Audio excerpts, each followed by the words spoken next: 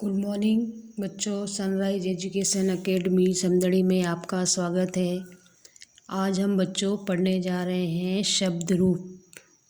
धातु रूप हमारे पूरे हो चुके थे और आज हम पढ़ेंगे शब्द रूप। शब्द रूप के अंतर्गत संज्ञा और सर्वनाम शब्द आते हैं। इसमें जो कारक होते हैं वो भी चलते हैं। कारक के रूप में प्रथमा विभक्ति और द्वितीया, तृतीया, चतुर्थी, पंचमी, षष्ठी, सप्तमी और संबोधन।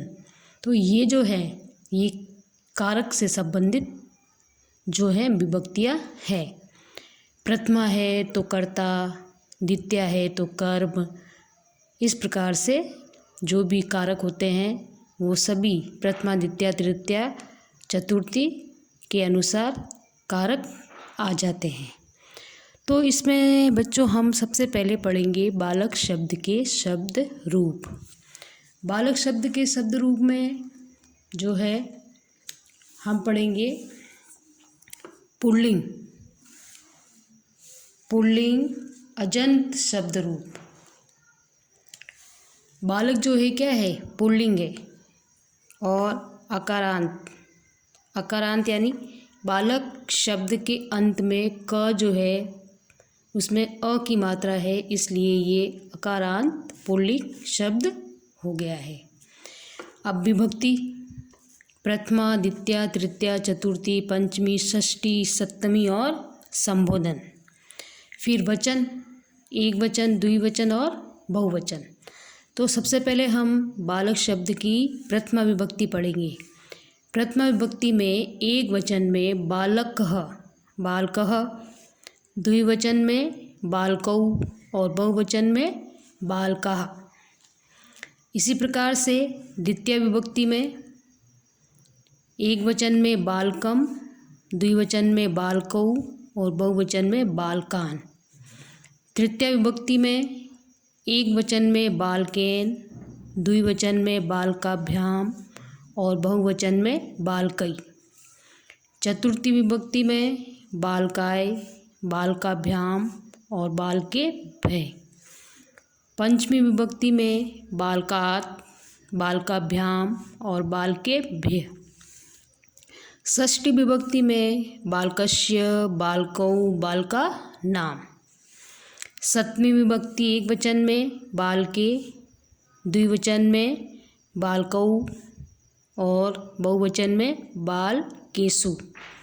संबोधन, संबोधन एक वचन में हे बालकः और द्विवचन में हे बालकौ और बहुवचन में हे बालकाः।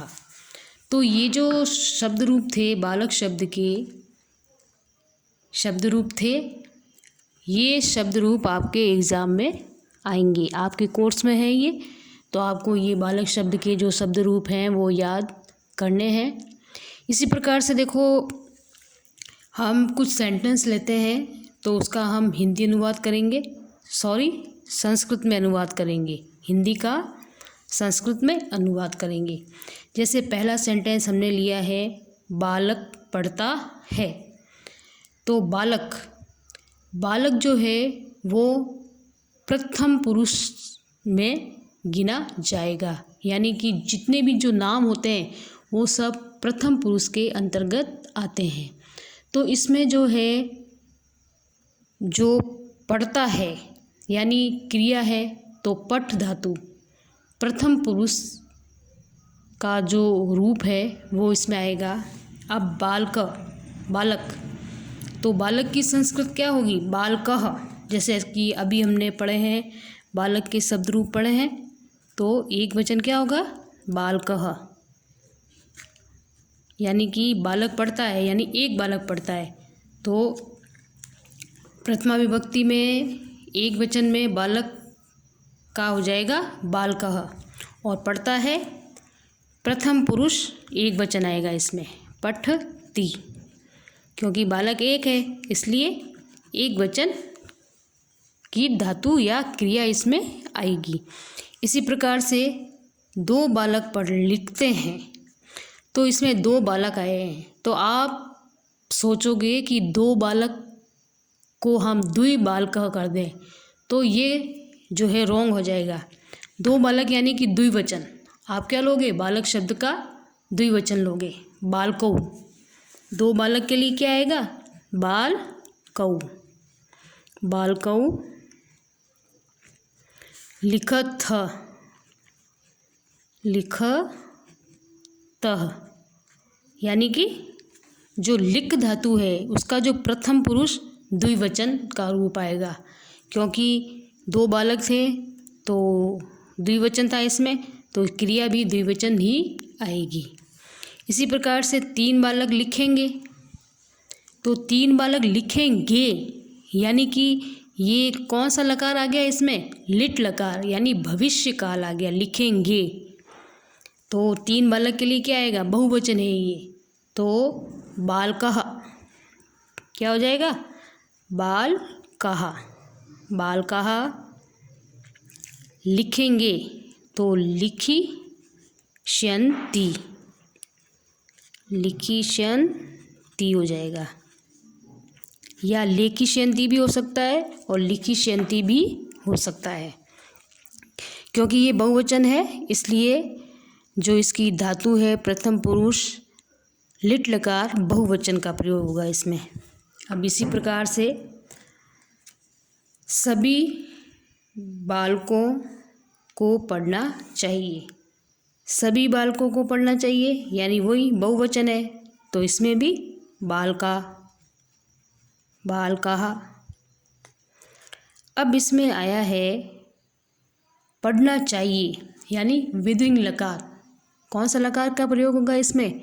विधिलिंग लकार, प्रथम पुरुष विधिलिंग लकार यानी बहुवचन का प्रयोग होगा। सभी बालक यानी बहुवचन है इसमें, तो पढ़ना चाहिए। पठेत, पठिताम, पठेयु, यानी कि बहुवचन क्या होगा इसका? पठेयु। तो ये अब इसी प्रकार से बालक पढ़ने गया, बालक पढ़ने गया अर्थात इस वाक्य से हमें ये पता चलता है कि ये जो सेंटेंस है वो क्या है? लंग लकार अर्थात भूतकाल का सेंटेंस है। तो बालक का बालकः और पढ़ने गया तो इसका हो जाएगा भूतकाल है, इसमें लंग लकार है तो इसका अपठत, अपठत। इसी प्रकार से दो बालक पढ़ो, यानी इसमें क्या दी जा रही है? इसमें आज्ञा दी जा रही है, यानी आज्ञार्थक काल है ये। तो दो बालक, दो बालक है तो बालकौ, ठीक है। उसके बाद में पढ़ो यानी आज्ञा दी जा रही है, तो आज्ञार्थ इसमें जो है आज्ञार्थक काल की धातुओं का इसमें प्रयोग होगा। आज्ञार्थक काल की धातुएं जैसे कि पठतु, पठताम और पठन्तु होती है, तो इसमें द्विवचन है तो पठताम आ जाएगा। क्या आ जाएगा इसमें? पठताम। तो ये जो था हिंदी वाक्यों का संस्कृत में अनुवाद हमने किया। तो इसी तरीके से हम आसानी से जो है हिंदी से संस्कृत बना सकते हैं, लेकिन इसके लिए हमें ज़रूरी है धातु रूप याद होने चाहिए और जो ये शब्द रूप है वो हमें याद होने चाहिए। तो जो ये बालक शब्द के शब्द रूप हैं आपके ये एग्ज़ाम में आएंगे तो आप इनको अवश्य याद करिए। इसी प्रकार से कवि, कवि शब्द के शब्द रूप भी है जो कि आपके एग्ज़ाम में या आपके कोर्स में है और एग्ज़ाम में भी आएंगे। कवि इकारांत पुल्लिंग शब्द कवि, कवि में ये जो वी है, वी में ई की मात्रा आ रही है तो ये इकारांत पुल्लिंग शब्द हो जाएगा। इसमें भी विभक्तियाँ वही हैं, प्रथमा विभक्ति है जिसमें एक वचन कविः और द्विवचन में कवि और बहुवचन में कव्य। इसी प्रकार से द्वितीय विभक्ति जो है कविम, द्विवचन में कवि और कवीन। तृतीय विभक्ति जो है कविना और द्विवचन में कविभ्याम और बहुवचन में कवि भी।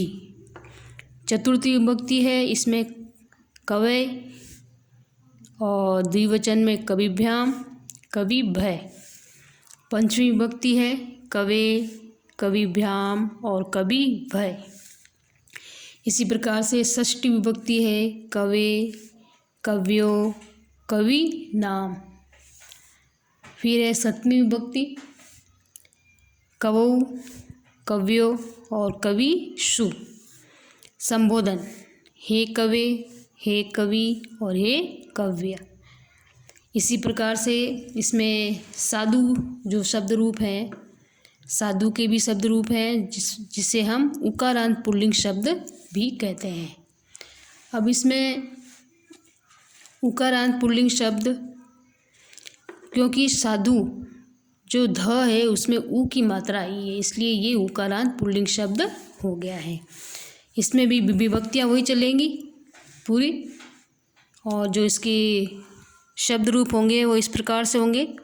प्रथमा विभक्ति, प्रथमा विभक्ति एक वचन में साधु, द्विवचन में साधु और बहुवचन में साधवः। द्वितीय विभक्ति में साधुम, द्विवचन में साधु और बहुवचन में साधून। तृतीय विभक्ति में साधुना, द्विवचन में साधुभ्याम और बहुवचन में साधुभी। चतुर्थी विभक्ति में साध्वे, द्विवचन में साधुभ्याम और बहुवचन में साधुभय। पंचमी विभक्ति में साधो, साधुभ्याम और साधुभय। षष्ठी विभक्ति में साधो, साधवो और साधु नाम। सप्तमी विभक्ति में साधु, साधवो और साधुषु। संबोधन में हो जाएगा हे साधो, हे साधु, हे साधवः। तो साधु शब्द के शब्द रूप भी आपको याद करने हैं, बालक के, कवि के और साधु के। तो ये जो 3 शब्द रूप हैं ये आपके कोर्स में है। एग्ज़ाम में इसमें से आपसे कोई सी भी विभक्ति पूछी जा सकती है, प्रथमा भी पूछ सकते हैं, तृतीया भी पूछ सकते हैं, मतलब कोई सी भी विभक्ति आपसे पूछ लेंगे, उसका वचन पूछ लेंगे, एक वचन पूछ सकते हैं, द्विवचन पूछ सकते हैं या बहुवचन पूछ सकते हैं। तो इसके लिए आपको ये तीनों जो शब्द रूप हैं ये आपको याद करने हैं। अभी से इन शब्द रूपों को आप याद कर लेना तो आपको आसानी से याद हो जाएंगे। इसके बाद में जो है किम, किम यानी कौन, किम यानी कौन भी होता है और क्या भी होता है। अब किम शब्द के पुल्लिंग, और किम शब्द स्त्रीलिंग और किम शब्द नपुंसकलिंग। तो एग्ज़ाम में जो हमारे जो लेसन होते हैं, संस्कृत में पाठ दिए होते हैं बुक में, तो उसमें प्रश्न निर्माण आते हैं।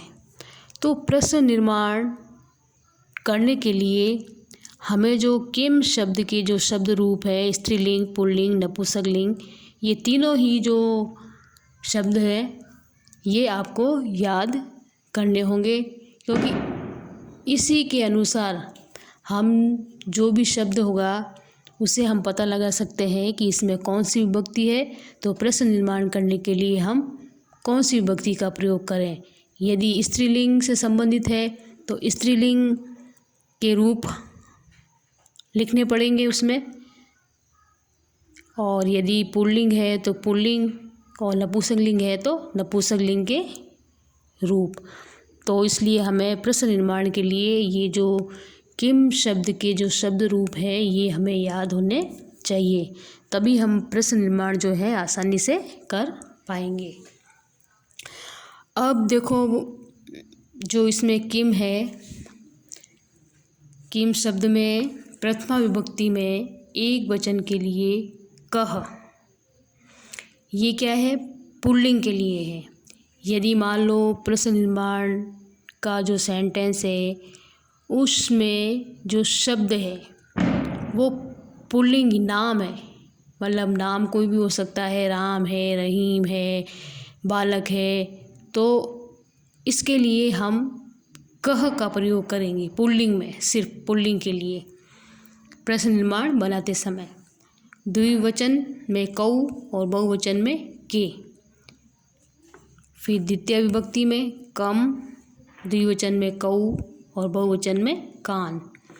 तृतीय विभक्ति में कैन, काभ्याम और कई। चतुर्थी विभक्ति में कस्मई, काभ्याम और केभ्य। पंचमी विभक्ति है कस्मात्, काभ्याम, केभ्य। षष्ठी विभक्ति है कस्य, कयो और केशाम। सप्तमी विभक्ति में कस्मिन, कयो और केशु। तो पुल्लिंग में जो है ये शब्द रूप आपको याद करने पड़ेंगे। प्रश्न निर्माण बनाते समय आपको ये रूप अगर याद होंगे तो आप आसानी से उनका प्रश्न निर्माण कर सकते हो। जैसे मान लो कि कोई भी शब्द है उसमें द्वितीय विभक्ति एक वचन दी हुई है तो आप प्रश्न निर्माण करते समय उसमें कम लिखेंगे। तो इस प्रकार से आपको जो है इसके रूप याद करने हैं पुल्लिंग के। इसी प्रकार से फिर आपको आगे जो है आपको याद करने हैं किम, कौन, स्त्रीलिंग। स्त्रीलिंग के भी रूप सरल है बिल्कुल। प्रथमा विभक्ति में का, एक वचन के लिए। मान लो का में स्त्रीलिंग में कोई भी नाम आ जाए, जैसे सीता है, गीता है, तो इस तरह से यदि नाम आता है तो उसमें आप प्रश्न निर्माण करते समय का प्रयोग करेंगे, यानी उस नाम की जगह पे क्या आ जाएगा, का। इसी प्रकार से यदि द्विवचन है तो के और बहुवचन है तो कहा। द्वितीय विभक्ति में काम, के और कहा। तृतीय विभक्ति में एक वचन के लिए कया, द्विवचन के लिए काभ्याम और बहुवचन के लिए काभ्यी। चतुर्थी विभक्ति में कस्यई, द्विवचन में काभ्याम और बहुवचन में काभ्य। पंचमी विभक्ति में कस्यः, काभ्याम, काभ्यै। षष्ठी विभक्ति में कस्या, कयो और कासाम। सप्तमी विभक्ति में कस्याम, कयो और काशु। तो ये हो गए आपके किम शब्द यानी स्त्रीलिंग के शब्द रूप। स्त्रीलिंग के शब्द रूप भी आपको याद होने चाहिए। और फिर हम पढ़ेंगे नपुंसकलिंग। किम शब्द नपुंसकलिंग के शब्द रूप। इसमें भी जो है आपको अगर ये नपुंसकलिंग के आपको याद होंगे तो आप प्रश्न निर्माण करने में ये भी आपके काम आएंगे। तो प्रथमा विभक्ति जो है उसमें एक वचन में किम, द्विवचन में के और बहुवचन में कानी। द्वितीय विभक्ति है किम एक वचन के लिए और के द्विवचन के लिए और बहुवचन के लिए कानी। तृतीय विभक्ति में कैन, द्विवचन में काभ्याम और बहुवचन में कई। इसी प्रकार से चतुर्थी विभक्ति कस्मई, द्विवचन में काभ्याम और बहुवचन में केभ्य। पंचमी विभक्ति कस्मात्, काभ्याम और केभ्य। षष्ठी विभक्ति कस्य, कयो, केशाम। सप्तमी विभक्ति कस्मिन, कयो और केशु। तो ये जो शब्द रूप हैं 3, ये आपके प्रश्न निर्माण के लिए आपको याद होने चाहिए, जिससे कि आप कोई भी प्रश्न निर्माण है आसानी से कर सकते हो। और बाकी प्रश्न निर्माण करने के लिए बहुत सारे जो है शब्द रूप होते हैं। जैसे मान लो कत्ती, कितने, कितने के लिए कत्ती का प्रयोग करते हैं।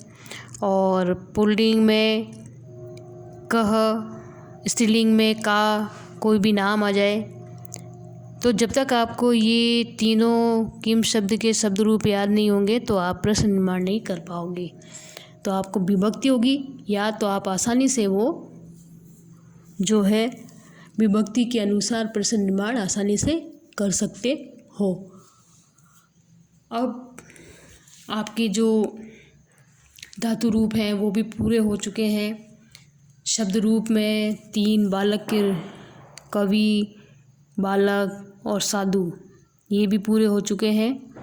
अब याद करने का काम आपका है, जो आपको याद करने हैं। और किम शब्द के रूप हैं ये भी आपको याद करने हैं। अब मैं आपको यहाँ पे कुछ सेंटेंस दूंगी जो आपको गृह कार्य में करने हैं। गृह कार्य में आपको हिंदी से आपको क्या बनानी है, संस्कृत बनानी है। जिसमें जैसे मान लो राम घर जाता है, तो जिस प्रकार से बालक शब्द के रूप थे उसी प्रकार से राम शब्द के भी रूप होते हैं। तो राम शब्द का जो एक वचन होता है वो क्या हो जाएगा, रामः गृहं गच्छति। इसी प्रकार से इसका जो हिंदी अनुवाद है वो आप स्वयं लिखेंगे। दूसरा दे रही हूँ, सीता गाना गाती है। फिर तीसरा आपको लिखना है, राधा भोजन पकाती है। भोजन पकाती की क्रिया हो जाएगी पच, यानी पचती पचत पचंती, ये वाली क्रिया इसमें चलेगी।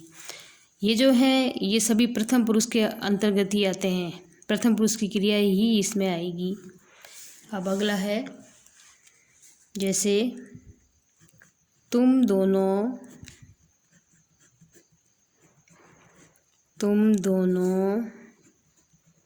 विद्यालय जाओ, तुम दोनों विद्यालय जाओ। तुम दोनों विद्यालय जाओ, तो इसमें क्या, ये कौन सा मतलब जो सेंटेंस है, मतलब कौन से लकार का सेंटेंस है। तुम दोनों विद्यालय जाओ, यहाँ पर क्या दी जा रही है, आज्ञा दी जा रही है कि तुम दोनों विद्यालय जाओ। तो आज्ञा के लिए आज्ञार्थक काल की धातुओं का प्रयोग आप करेंगे। इसी प्रकार से अगला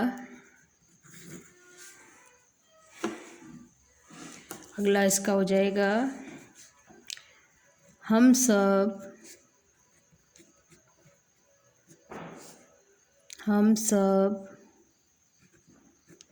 गेंद से खेलते हैं। अब इसमें आया है गेंद से खेलते हैं। गेंद को संस्कृत में क्या कहते हैं, कंदुक। तो इसमें जो गेंद से यानी कि कर्ता आ गया इसमें से, यानी कि इसमें तृतीय विभक्ति का प्रयोग होगा। गेंद की जो तृतीय विभक्ति क्या हो जाएगी, कंदुकेन। तो आप क्या लिखेंगे, वयम कंदुकेन कीड़ाम। ठीक है। अब इसी तरह से आगे देखो, तुम सब खेलते हो। फिर आगे, हमें घर जाना चाहिए। हमें घर जाना चाहिए। तो ये जो भी सेंटेंस है इनकी आपको संस्कृत बनानी है। अब आगे जो सवाल है, आगे सवाल जो ये शब्द रूप के जो आपके जो सवाल आएंगे उसमें आपको किस तरीके से जो सेंटेंस आएंगे वो मैं आपको बताऊंगी कि किस तरीके से आपसे प्रश्न पूछा जा सकता है। ठीक है, तो सबसे पहले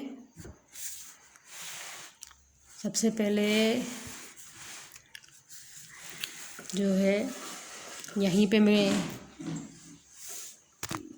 पे मैं आना लिख देती हूँ प्रश्न।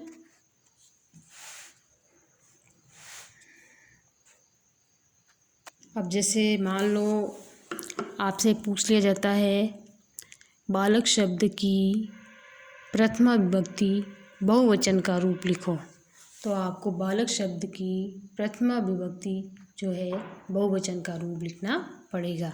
तो इस तरीके से आपसे एग्ज़ाम में पूछा जा सकता है। तो अब जो भी आपके जो सेंटेंस हैं वो कंप्लीट हो गए हैं, शब्द रूप भी हो गए हैं, धातु रूप भी हो गए हैं। जो भी मोस्ट इम्पोर्टेंट हैं जो आपके पाठ्यक्रम में हैं वो मैंने आपको करवा दिए हैं। इसके साथ साथ अब आपको याद करने हैं। याद करोगे जब भी आप जो है प्रश्नों के आंसर एग्ज़ाम में लिख पाओगे। अब जैसे कि आगे जो मैंने आपको हिंदी से संस्कृत में अनुवाद दिए हैं ये भी आपसे एग्ज़ाम में पूछे जा सकते हैं। तो ज़्यादा से ज़्यादा हो सके जो सेंटेंस आपके बुक में भी दिए हुए हैं तो उनको भी आपको पढ़ना है और उनको भी आपको याद करना है, तभी आप इनके जो है हिंदी से संस्कृत में अनुवाद कर सकते हो। तो आज जो आपका काम है वो बहुत ही कम है, इसलिए ये जो काम है आपको एकदम सफाई से करना है।